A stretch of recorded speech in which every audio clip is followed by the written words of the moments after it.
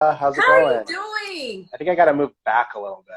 That's Hold all on. right. You have the glow. You're sharing the It's glow with only it's people. only been 7 months of quarantine to figure out how to use Listen, use my and phone, use let me Zoom. know when you figure it out, okay? Like it's Seriously, it is so good to lay eyes on you. Thank you so much for good to see you doing this. too. Thank you. Um, Ari, so let's start at the top, which is this week on my mother's birthday, October 13th. It is the last day to register to vote in Virginia. And on that day, mysteriously, the cord that is needed to ensure that people can go online and register to vote is accidentally cut. What the hell? What the hell, Ari? What's going on? It was crazy. I mean, I'm taking them at their word that it was accidentally cut. That is a Ari, come that's an on, interesting Ari. moment to it's an interesting timing for it to happen. I will say Yes, the good news is they did extend the deadline. they So did. they gave people 48 hours more to register to vote in Yeah. Florida. But yeah, that In was an interesting Virginia, turn that of was events. Virginia. In Did something Virginia, else? in Virginia, Okay, yeah. I was gonna say that something else happened in Florida too. I didn't hear. No, Florida was just one of like a bunch of states that cut off registration Yes. altogether October 5th, which I think is a form of suppression. Yes. Because, I mean, listen, as we know, there were two town hall last night, right? And at least some people tuned in, more for Biden than Trump, we're now learning. But people watching in Florida, in Ohio, in Georgia, in Texas, they couldn't register to vote anymore if they were watching that town hall or if they're watching that presidential debate next week. So it's crazy to me how states are cutting off registration 30 days before an election because I know like a lot of young people, they only start paying attention right now, but then they can't register to vote in a bunch of states. So this is where I want to take a step back. I wanted to start with the shocker because for me, Ari, as a Black woman in this country with a dad who's an activist, like conspiracy theories are like, we have seen this stuff happen. People have died, people have been targeted in our community. So it feels like, oh, you guys are kooky conspiracy theorists, but it's like, nah, this is really rooted in some things that we've experienced. So when I was like accident, I was like, accidental my ass. There was no way. But I'm going to go with you and take them at their word. At least registration was extended. I just hope people really heard about it. You have been a writer for a long time. I know in 2015, you wrote a book about this thing called Voting Rights in America. It's, in case you all haven't gotten the book, it's Give Us the Ballot, The Modern Struggle for Voting Rights in America. I've always followed and appreciated your work, especially on voter suppression, Ari, because you're just so clear. Can you say why this is such a passion for you? This is something that you followed for a long time, and you're truly one of the greatest experts of our time. Thanks so much, Angela. So I started covering voting rights way back, all the way back a decade ago. I'm feeling old now. But I noticed after the 2010 election, all of these really key states like Ohio and Florida and Pennsylvania and Wisconsin, they all flipped from blue to red, meaning they were now controlled by Republicans.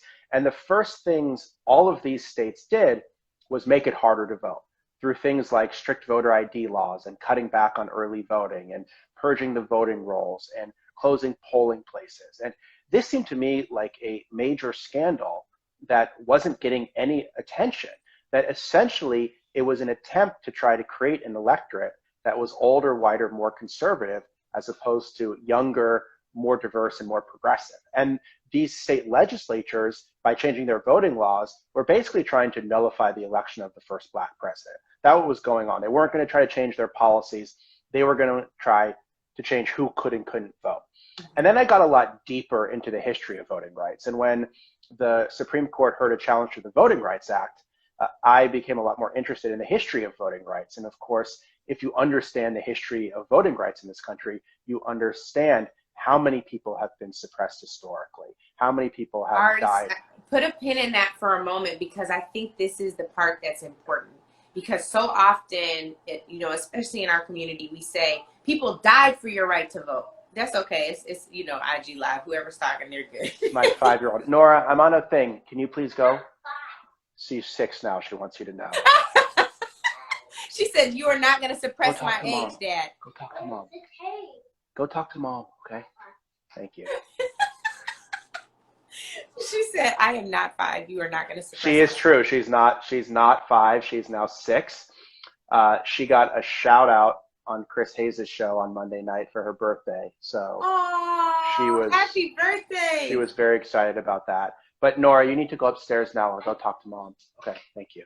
All right, back to voter suppression. We can edit this out of the podcast at least. No, that's part. It's real life. It's like when somebody has a moment and they're rapping in the studio and they mess up and they keep it. You got to keep it authentic, or you got to keep it with the person.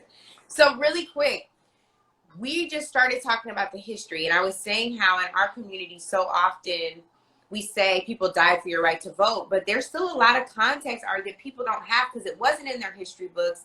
Folks didn't have these books, necessarily on their shelves at home, and maybe they never saw Eyes on the Prize. So I think just really quickly, if you could encapsulate for us, like, what is the history around this, and why is it so important to kind of break that cycle, given where we are right now? So I thought a lot about this when John Lewis passed away in July, and he kind of personifies the struggle that a lot of people went through. When John Lewis led the pivotal march for voting rights in Selma, Alabama on March 7th, 1965, only 300 of 15,000 African Americans in Selma, Alabama were registered to vote. So only 2% of African Americans are registered to vote. There were things like literacy tests. You actually had to name all 67 county judges to be able to register to vote, which of course the 67 county judges themselves would have never been able to do had they been asked that question. There were poll taxes. You actually had to pay every 2 or 4 years to be able to just register to vote, which many poor blacks, but also poor whites could not do. If you somehow did succeed in registering to vote and you were black, your name and address would be printed in the newspaper. So now the Ku Klux Klan and the White Citizens Council knew where you lived. There were young civil rights activists like Andrew Goodman and Michael Schwerner and James Chaney that went down to Mississippi in 1964 during Freedom Summer and were murdered by the Ku Klux Klan simply for trying to register people to vote. And of course, when people tried to march for voting rights like John Lewis, they were brutally beaten. In that March for Voting Rights, they were trampled on horseback. They were sprayed with tear gas. There were people that died. There was the reason why there was a march from Selma to Montgomery is because in the next county over from Selma, in Marion, Alabama, there was a young civil rights activist named Jimmy Lee Jackson, who was 25 years old, the youngest deacon at his church. He tried to register 5 times and was denied. And there was a night march in Marion, Alabama to protest this. And Alabama state troopers broke it up and they attacked Jimmy Lee Jackson's mother. And when he went to protect his mother, he was shot and killed by Alabama state troopers. And John Lewis and other activists were so angry about the death of Jimmy Lee Jackson, they had the idea of trying to march from Selma to Montgomery carrying Jimmy Lee Jackson's casket. So in many ways, and people know about John Lewis, at least a lot more people know about him now than before, but in many ways, it was the death of Jimmy Lee Jackson that was to the voting rights struggle of 1965, like George Floyd has been to the movement for Black lives today, that this combination of suppression and killing and brutality has reverberated, unfortunately, throughout American history. Wow. And the thing that is so important here, Ari, is you're talking about the 60s portion of when people fought and died for our right to vote. We're not even talking about what it took for the 14th Amendment, the 15th Amendment, the fact that those amendments didn't apply to the people you're talking about, really, until the Voting Rights Act was implemented in the 60s. And then, of course, to the point you just raised around the Supreme Court virtually decimating the Voting Rights Act with Shelby versus Holder. Can you talk a little bit about that, the 2014 decision? Because I think a lot of people don't understand that either. Not many of us dig into Supreme Court cases, Ari. Yeah, exactly. Yeah. So the Shelby County versus Holder decision was in June of 2013. And 2013, it got rid of the most important part of the Voting Rights Act, which is that those states with the longest history of discrimination had to approve their voting changes with the federal government. because when the Voting Rights Act was signed in 1965, Lyndon Johnson, the president, and the Congress at the time knew that if you struck down a literacy test or a poll tax in Alabama or Georgia, they were just going to try to pass another one, right? So you had to shift the burden of discrimination from those facing discrimination to those doing the discrimination. And that part of the Voting Rights Act blocked over 3,000 discriminatory voting changes from 1965 to 2013. So I think a lot of people have this idea of the Voting Rights Act, like, oh, this was a great piece of legislation. It was really important in 1965. But they don't realize it blocked voter suppression in 1975 and 1985 and 1995 and 2005, all the way up till it was gutted. And so basically what the Supreme Court did in an opinion written by John Roberts was say that those states with a long history of discrimination, they didn't have to approve their voting changes with the federal government any longer. And that opened the door to huge new voter suppression efforts in Texas, in Georgia, in other states. So like in Texas, they were able to put in place a law that says you can vote with a gun permit, but not a student ID. Right. That was blocked under the Voting Rights Act, but you take those protections away and that kind of thing is able to go into effect. The fact that Georgia closed over 200 polling places, which led to these 11-hour lines that we saw at the polls. Yeah. That kind of thing would have been blocked under the Voting Rights Act. But now it's much, much harder to challenge these kind of discriminatory voting changes. You can only challenge them after the fact when the suppression has already occurred, as opposed to challenging it before it even became law. What effect do you think that eliminating the preclearance requirement for states and jurisdictions that have demonstrated a pattern and practice of discriminatory behavior, now that that's gone, what impact do you think that alone, not having those protections alone, will have on suppressing the vote, on people just saying, forget it, it's too hard? Well, I'm hoping that doesn't happen, because I think we're seeing people really motivated to vote in states like Texas and Georgia, despite the barriers they're seeing. Or maybe the barriers are making people so angry that they're getting even more motivated to vote, which I think is one thing that's going on right now. But it's definitely true that if you look at these different states, that in Georgia, for example, if you look at the wait times there, during the primaries, African Americans in majority Black neighborhoods waited 51 minutes to vote at the polls. In majority white neighborhoods, the average wait time was 6 minutes to vote. So you're talking about an average of 51 minutes to vote in communities of color and an average wait time of only 6 minutes in white neighborhoods. That's what voter suppression looks like in 2020. Or the fact that in Texas, they said there can only be one drop-off location for mail ballots. So that means that instead of 12 locations to drop off your ballot in Harris County, which is a majority minority county, there is one drop-off location for mail ballots in a county that has 2.4 million registered voters, larger than the state of Rhode Island, and has more people than 26 states. So that's just crazy. And that's the exact kind of thing you would have to get approval for those kind of changes back in the day. Now you don't. You can just immediately put in this kind of suppression. It's really hard to challenge after the fact.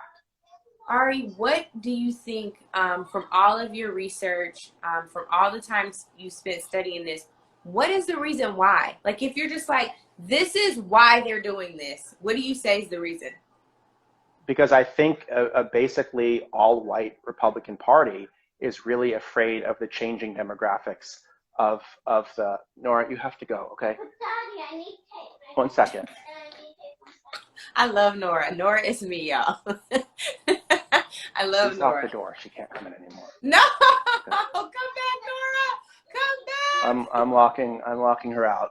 Normally, I'm in a different location, and I'm in a basement where they can't get down here. But now there's a lot of running around, and then she sees someone on camera, and she wants to see this. I love Nora. Nora is me.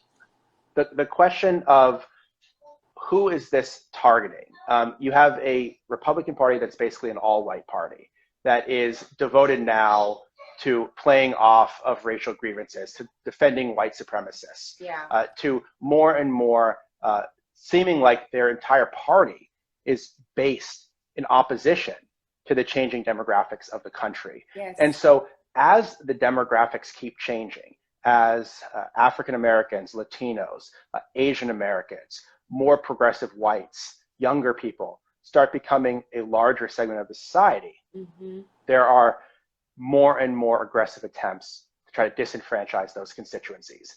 In the same way that, as you mentioned earlier, after the Civil War, when Black men were given the right to vote, there were vicious attempts to try to disenfranchise them, which ultimately ended up being successful. Yeah. Because white segregationists didn't want Black men to be part of the political process. It's harder to do that now. There's more protections in place. We've come a long way since that time. But the same impulse that when new people get power, when new people try to exercise those rights, those people that feel like they might get voted out of power because of this, they resort to extraordinary means to try to prevent that from happening. Extraordinarily ridiculous means, right? And I think the other part of this that I'm really fascinated by, Ari, that I don't have all the tools, in part because I don't sit on the Senate or House Intel Committee, so I don't have access to all the intelligence. But I'm convinced that, you know, what we saw in 2016, in 2018, especially in Florida and Georgia, and what we're seeing now as it relates to votes not being counted, votes disappearing, like all of that is the next level, the technical aspects of voter suppression, which is also why I'm like, they did not cut that cord by accident. Do you anticipate delving further into those aspects of suppression tactics and the ways in which foreign interference, the ways in which state operators are also engaging with and have been complicit in foreign interference? The FBI did an investigation on some precincts in Florida, right, in 2018. Have you also looked into that?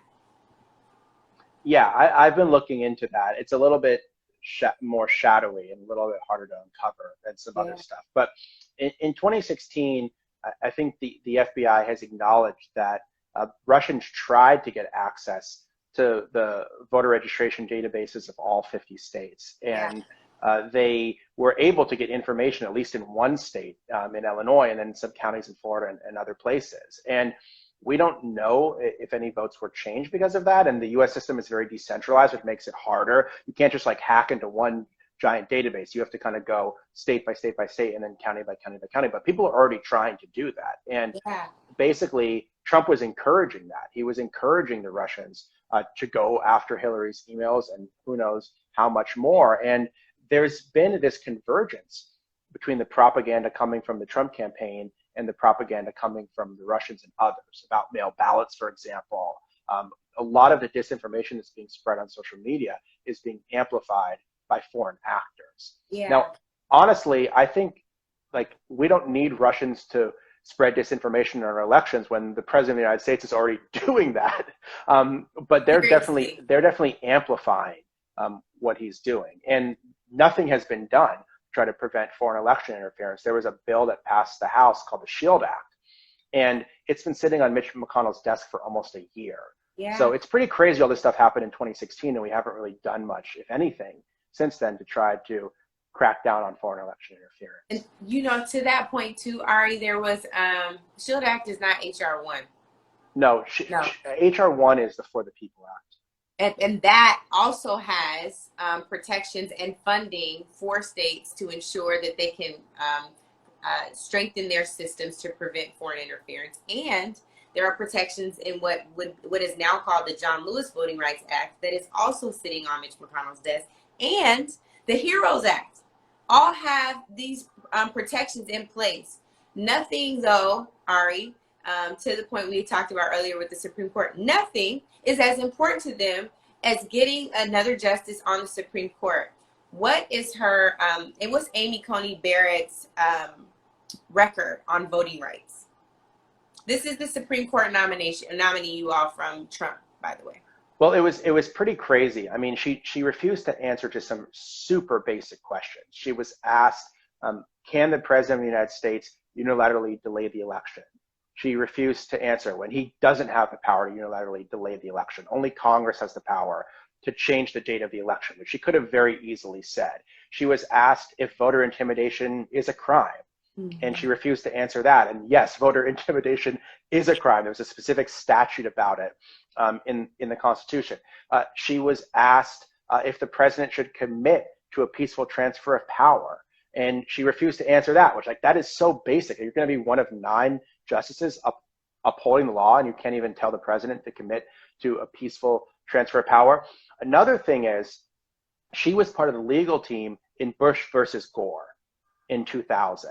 And, I did not know that. Yeah, she was part of the legal team. She was only 28. She was a junior lawyer, but she was down there in Florida making sure Republican votes were counted for George W. Bush. And not only that, but yeah. One more time, somebody called me and I want to hear about this. So Amy Coney Barrett was on Bush v. Gore's legal team, not defending Gore, probably on the Bush side, as a 28-year-old junior lawyer on the case, and then say the rest of the call. Yeah, so she was defending the Bush-Cheney campaign. And also, John Roberts was down there and Brett Kavanaugh are down there. So if she was confirmed, she would be one of 3 justices, conservative justices on the Supreme Court who worked on Bush versus Gore defending George W. Bush. What? This is so important because this is basically what Trump wants. Ari, you need to say that one more time for the people in the back and tell people what Bush versus Gore is and why this is crazy. So, oh my God, basically, I did not know this. I'm screaming. For people who don't know, there was a 36-day recount in Florida between Al Gore and George W. Bush, and there was dispute over ballots. And basically, the Bush campaign didn't want to count all of the ballots because they knew if there was a full recount of ballots, Al Gore would win the election. So they appealed to the Supreme Court, and the Supreme Court cut the counting short and basically installed George W. Bush as the president. Amy Coney Barrett was part of a related case that I think is in some ways even crazier. So in the run-up to the 2000 election, Republicans were actually for mail voting. This is back when Republicans liked mail voting. Yeah. And they sent absentee ballot request forms to their voters. And there was a screw-up with a printing error. There was a printing error on these request forms.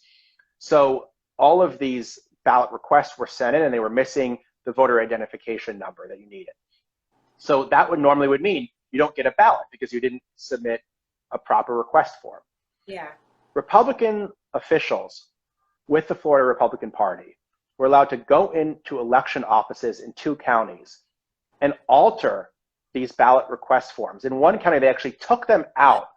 They put the information in and they brought them back with no supervision so that Republican voters would get their ballots. Now, this is the exact kind of thing that if the Democrats had done this today, the Trump campaign would go crazy. So basically, Republicans altered these absentee ballot request forms so Republican voters would get mail ballots. And these ballots went heavily for George W. Bush. Democrats challenged them after the 2000 election and said, hey, these voters should have never gotten their ballots because they didn't submit proper forms, and it was illegal to go into the office and take these forms out. Amy Coney Barrett was on the team that defended these Republican mail ballots. So at the same time Trump is screaming about voter fraud, Amy Coney Barrett in 2000 is defending the very thing that the Trump campaign is accusing Democrats of doing. But this is much worse. Democrats now haven't taken absentee ballot request forms where nobody knows what they're doing, filled in information, and got their voters' ballots. So this goes to show me that she basically will do whatever it takes to maximize Republican votes, because that was the position. It was actually illegal what they were doing under Florida law. She'll do whatever it takes to maximize Republican votes. And that's exactly what Trump wants. He wants the Supreme Court to throw out ballots, no matter what the law says, or no matter what the precedent is, as long as it benefits them, as long as it benefits him. So I think this experience of hers is a direct conflict of interest. And I think she should, if she's on the court, I think she should recuse herself from any case about the election. Ari, the thing about this is, sometimes in these conversations on voter suppression, on foreign interference, on whether or not there's voter fraud, which is, we know, of course, the Republican talking point for sure.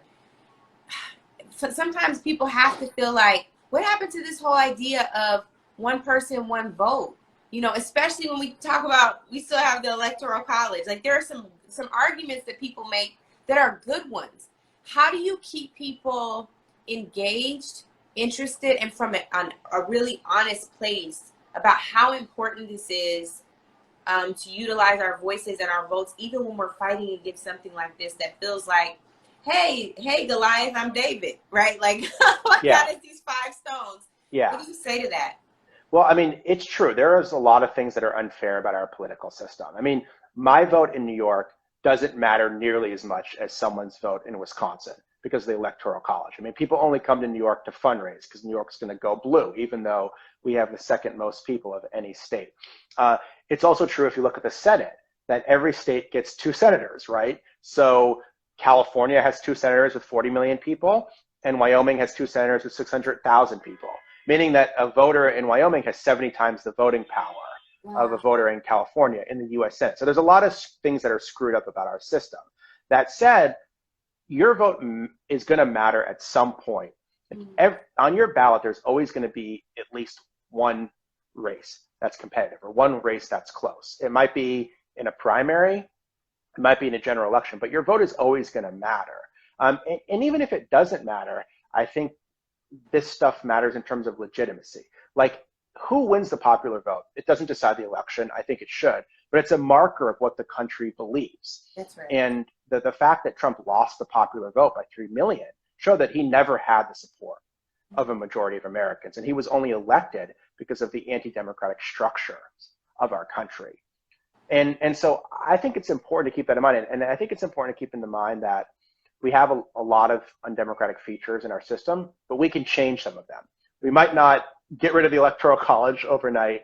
We might not get rid of the Senate overnight, but we can pass legislation to make it easier to vote. We can pass legislation to restore the Voting Rights Act. We can pass legislation to protect foreign election interference. We can pass legislation so you don't have to wait 11 hours in Georgia to vote. I mean, we can, with a different kind of administration, a different kind of Congress, and different kind of people at the state level, we can do all of those things. So the system can be changed, which is one of the things that's good about American democracy, even when things don't look so hot at times. So those are big picture kind of macro level changes that are needed. If I'm sitting at home and I want to get involved, but I don't know where to start, already knowing that voting rights and fighting against voter suppression are certainly passions of yours. What do you say to the folks who are like, okay, well, where do I start? This feels overwhelming. I think people should honestly start at the local and state level. Like, one of the things that hasn't gotten a lot of attention is state legislatures are the ones that decide how easy or how hard it is to vote. They're the ones that write voting laws. So like in Texas, the fact that you can vote with a gun permit but not a student ID, that was done by the state legislature. And not only that, but state legislatures are the ones that draw voting districts for the next decade, which is going to happen in 2021 this year through the redistricting process. So like, whoever you elect for state legislatures this year matters a ton. And like, these are really close races. Like, the Virginia legislature was literally tied in 2018 and they had to draw lots. They basically flipped a coin to decide who controlled the body. So like, I always tell people, like, focus on the local level, who your Secretary of State is. Another thing that matters tremendously. Like we saw in 2018 in Georgia, Brian Kemp was running for governor and he was also the Secretary of State. Which purging voter registrations. Yeah, doing a ton of stuff, closing over 200 polling places, trying to kick over 50,000 people from registering to vote, removing over 500,000 people from the voting rolls. So like, he was making the voting laws in the race that he was running for to win. And so like, that just goes to show you that's how important secretaries of state could be. And a lot of states have those elections in 2020. So like, I think it's important for people to be excited about the presidential race, and then so people are excited about the Senate and congressional races. But all of these local races matter a lot, and they haven't gotten nearly as much attention. If you want to make a difference in terms of giving money or volunteering or doing something like that, I would urge people to get involved on those races, because you can make a big impact as just one person in those kind of local races where the margins are so much closer. Ari, do you have any new books coming out? Anything coming out in this space?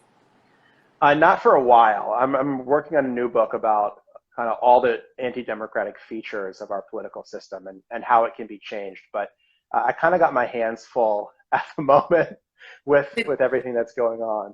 And with Nora. Nora's in there like, listen, you can't be talking about no voter suppression and suppress my voice, Dad. It's not going down. So I think you have a good partner. True. I think I did successfully suppress her vote, her voice though. So maybe I took a page from the Texas GOP and the Georgia GOP. My own daughter. Well, I want you to know that I'm certainly in this fight with you, and I hope that as soon as we get to the other side of this election, we can brainstorm about how we're going to get rid of this electoral college first. But you got me on the Senate piece too. I'm right there with you. So let's definitely strategize. For sure. Great Thank you, Ari. I'm so grateful. Thanks so much. Tell okay, Nora be well. I said bye. Thank you. I will. Okay, thank you. Bye.